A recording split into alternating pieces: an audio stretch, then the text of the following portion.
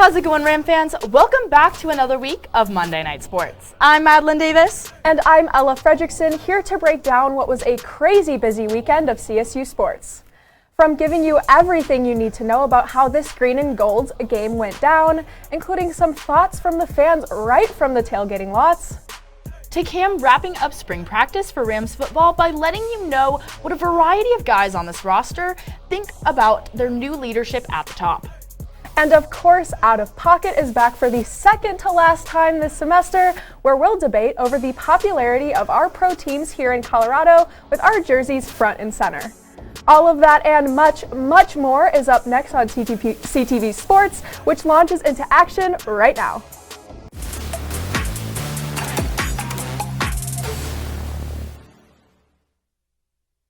Now, if you've been paying any attention to what we've been doing here on Mondays recently, you'd know full well that Rams football has been back in action over the past month or so. Thanks to, as I'm sure you can guess, the return of spring practice and organized team activities back in late March, which of course all built up to this squad's highly anticipated spring game this past weekend. But hey, this wasn't the only action on the docket for Saturday. With this year's Green and Gold game, understandably came Colorado State's Green and Gold weekend, which was filled with so many athletic events and ways to get involved with the CSU community here on campus, including the first annual Grit Run 5K in the morning, led by Rams football's head coach Jay Norvell to raise funds for cystic fibrosis research, yet another home track meet, which Ella will fill you in on in a bit, a tennis match across town at the Fort Collins Country Club, a matchup for Rams soccer, and even a tailgate to go along with the spring game. So with all of the CSU athletics action this past weekend being said, and to honor the return of action in Canvas Stadium after a few months off, of course, I had to get into the green and gold spirit and ask some Colorado State students and fans some football-related trivia during the tailgate. Here's how it went. Madeline Davis with CTV here outside of Canvas Stadium, right before the spring football game.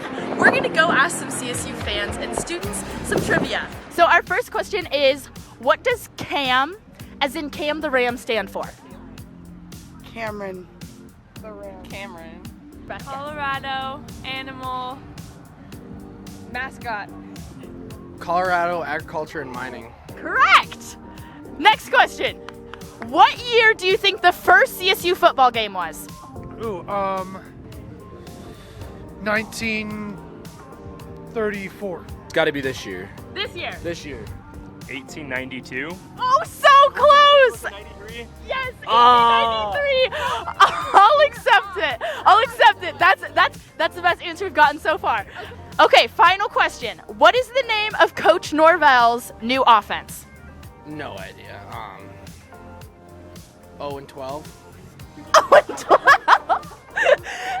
Well, I saw a T-shirt on Instagram that said "Burn the boats." Burn the boats. Okay, that's a good guess. Or air raid. Correct. Come on.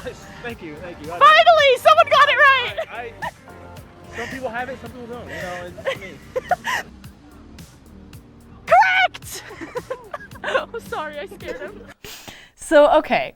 Even though only one person knew what Fort Air Raid was, I'm sure a lot more students and fans are now way more familiar with the term now that Saturday's action is over and done with, where the general public finally got a live look at how Coach Norvell is running this new offense.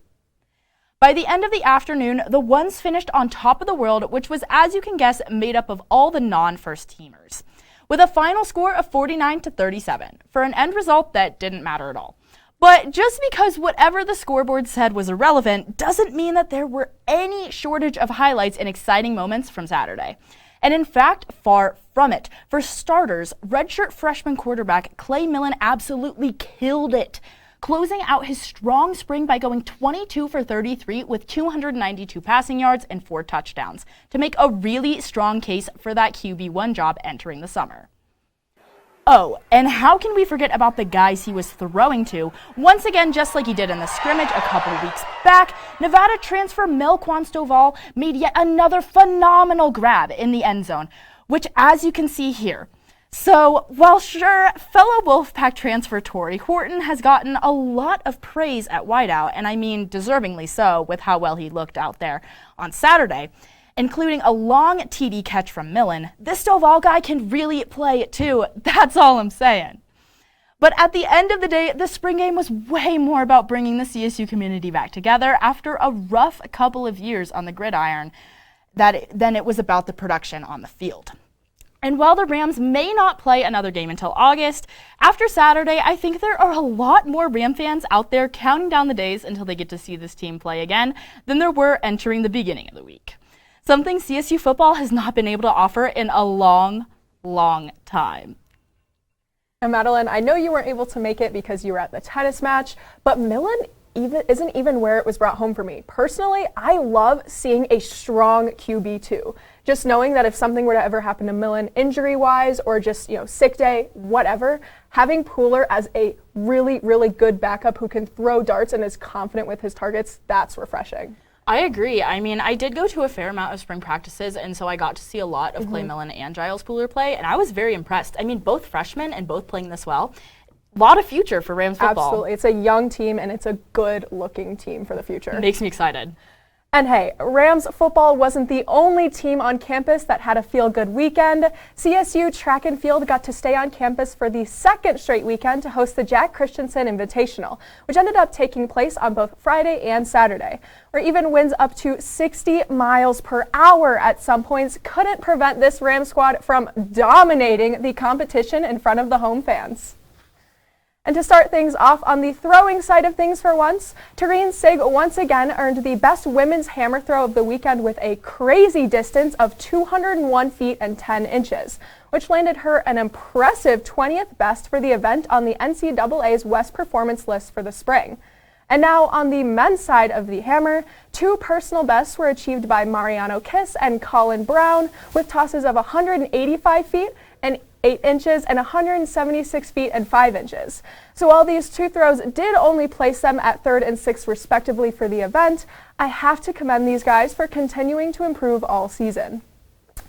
And we aren't quite done with the field side just yet. Predictably, Gabby McDonald won at shot put for the 4th time this season and also managed to take home the gold in discus as well.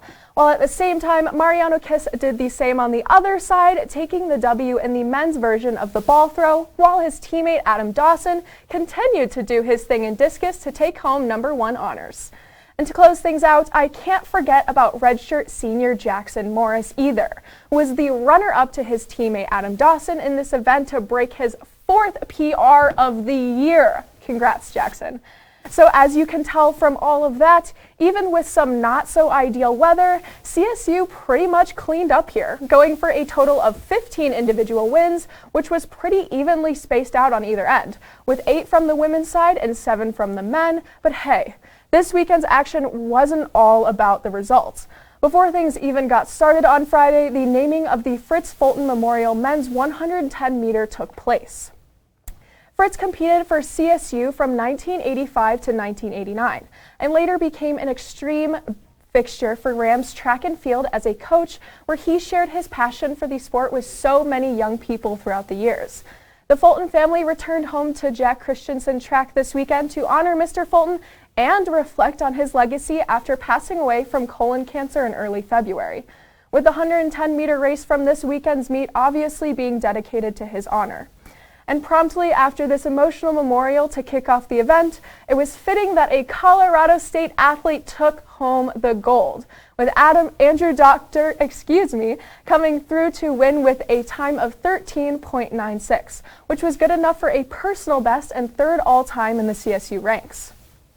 And on that note, shortly after in the men's 400, Tom Willems finished with a time of 46.46, which was yet another personal best and puts him at 4th in school history, while running mate Adam Stark came in right behind him with a time of 47.77, sliding him to 20th on that exact same list.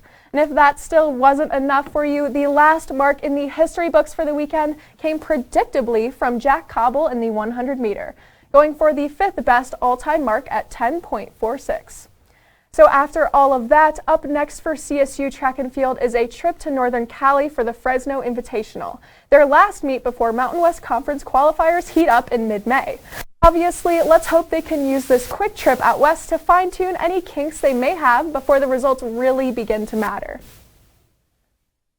Jumping off the track and onto the court, now CSU Tennis was over at the Fort Collins Country Club after high winds caused them to move the match inside. But the location change did anything but stop fans from attending this team's final home match of the season, where they swept the Nevada Wolfpack 4-0 to secure the number 2 seed in the Mountain West tournament next week. If you somehow didn't know already, there isn't a single American on the tennis team. So for the last home match of the season, CSU predictably started things out by highlighting their wonderful international athletes, which then, of course, led into the doubles portion of the match, where the Rams came out on top, thanks to wins from Tracy Guo and Lucia Natal, as well as Summer Dalabana and Sharka Diktarova. Out of those 3, the first to get finished was 3 dubs, with Natal and Guo winning 6-3 without really even breaking a sweat. And after that, Bushkova and Mihaljevic were on deck, where they surprisingly dropped their set 3-6 to even the point at 1-all, which left things up once again to the dynamic duo of Dalabana and Riktarova at 1 dubs to decide the point, where they came through to secure the ever-elusive doubles point for the Rams with a 6-1 victory. And after that came the singles portion of the match, where things were even less close than they were in the opening part of the matchup, with the Rams once again dominating their opponents on the other side. I mean, the only Ram to even come close to struggling was Radka Bushkova at 1 singles, who battled through a tough first set to find her groove in the second to ultimately win things 6-4, 6-1. And besides that, though, at 2 singles, Summer Dalabana cruised to a nice victory 6-2, 6-1. And Sharka Diktarova was clearly the star of the show at number 3, where she bageled her opponent for an easy dub. Riktarova had to say this about her successful match.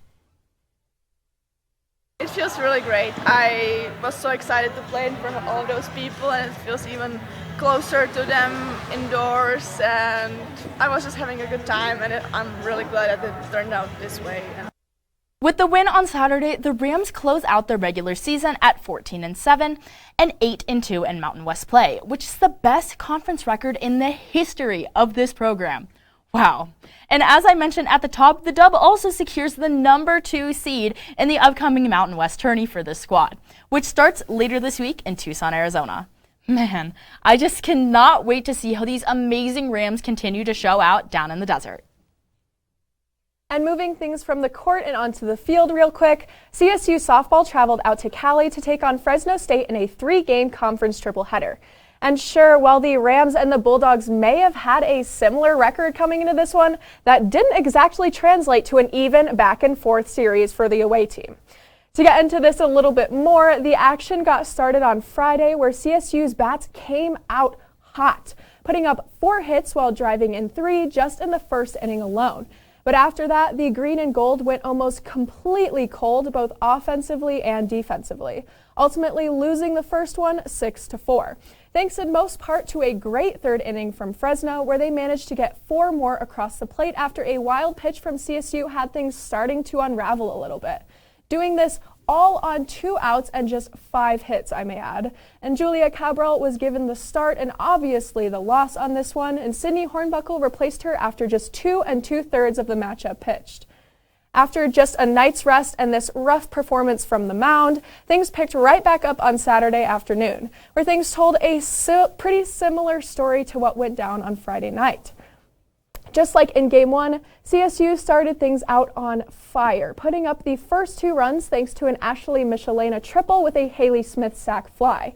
And just an inning later, it continued with Maya Matsubara coming up with yet another score after driving in an RBI with the bases loaded. Regardless of this hot start, though, once the home squad started to get things going and got on board in the 4th, the Rams became almost silent in the batter's box yet again, losing Game 2 just 3-4. In the span of 3 innings, more specifically the 3rd through the 6th, the Rams were able to get just 14 up to the plate and 12 of them heading right back to the dugout. But still, the green and gold kept fighting, with that 3rd and final run of the night coming in the last frame and looking like the start of a comeback for CSU faithful. But after a lead-off Danielle Cerna bomb, the green and gold were obviously unable to capitalize any further and take a lead. In case you think the hurt and pain is over, unfortunately, we still have one more game to get through. So now, although the bats were consistent for the away team in this final matchup, the 11 runners stranded on base through 7 left Colorado State walking away from this series 0 for 3. For a change of pace, Fresno started this one going up a pair in the second on 2 hits and a CSU error. Shortly after, in the fourth, the Rams managed to tie things up thanks to a Brick Bolander RBI double that brought in 2. Unfortunately, that momentum didn't last super long as the Bulldogs answered right back in the bottom half, doubling their runs at 4. After leaving the bases loaded in the 5th and Fresno continuing to add to their lead, this green and gold squad was unable to come up with the runs they needed to avoid the Broom taking that L 6-3. The Rams returned back to campus this weekend to play another 3-game series, but this time taking on the very successful Nevada Wolfpack. Speaking for all of those on the CSU roster, I know they would love to see you out there during some of their last home games of the year. And with that, Rams, it's time for a super speedy break. When we come back, Cam wraps up the spring for CSU football by seeing how the roster feels about their new leaders at the top. You won't want to miss it.